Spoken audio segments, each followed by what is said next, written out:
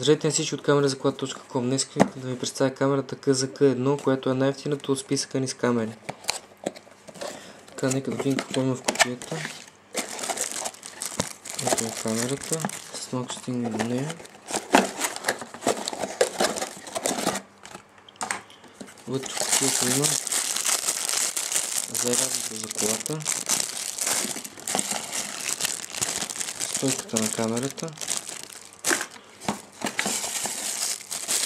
USB кабел от камерата към компютъра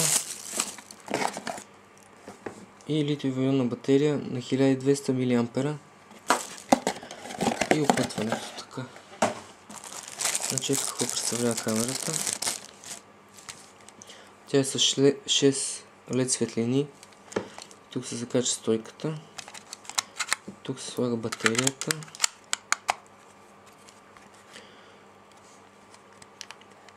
Тук се включва зарядното за камерата.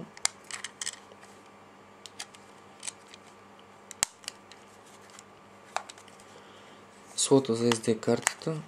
Тя поддържа SD карта до 32 ГБ. Така. Това е дисплея. Копчето за пускане, копчето за запис. Прави автоматичен запис, но тук може да го спрете и пуснете, когато си поискате. Копчета на менюто. Дисплей е 2,5 инча. LCD. Въртящ.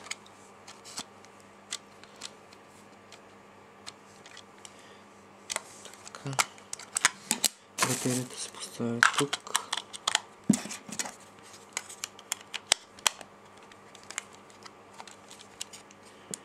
Нека да я пуснем.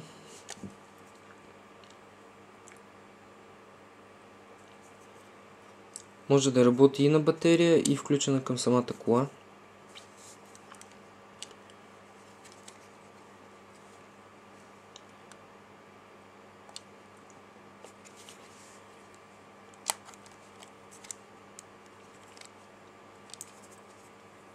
И това е всичко.